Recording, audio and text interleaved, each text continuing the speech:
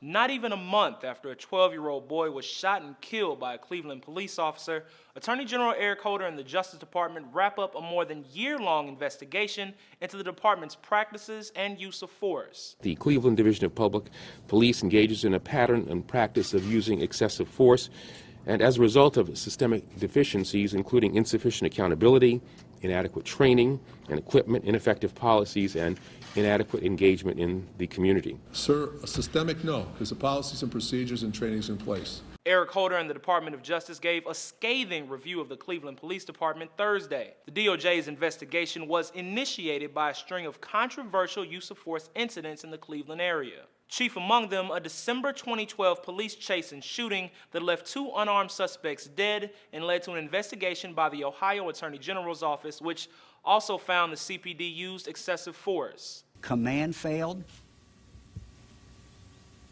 communications failed, the system failed. Despite the troublesome findings from the DOJ's investigation, Attorney General Holder says he's hopeful.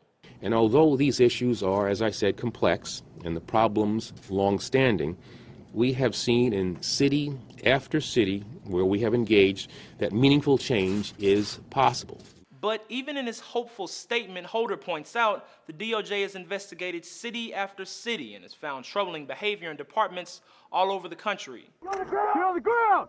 Get on the ground now! Most recently, the Albuquerque Police Department, which was investigated by the DOJ from November 2012 to April of 2014, and found to have a systemic problem of using excessive force.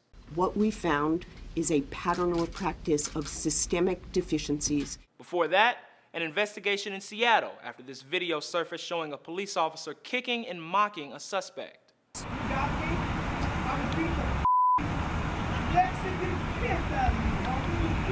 The DOJ put reforms in place for Seattle PD, but the police department has since filed suit, claiming the new regulations are unrealistic and put the officers in danger. Outside of the DOJ's inquiries, similar investigations have been conducted by local newspapers.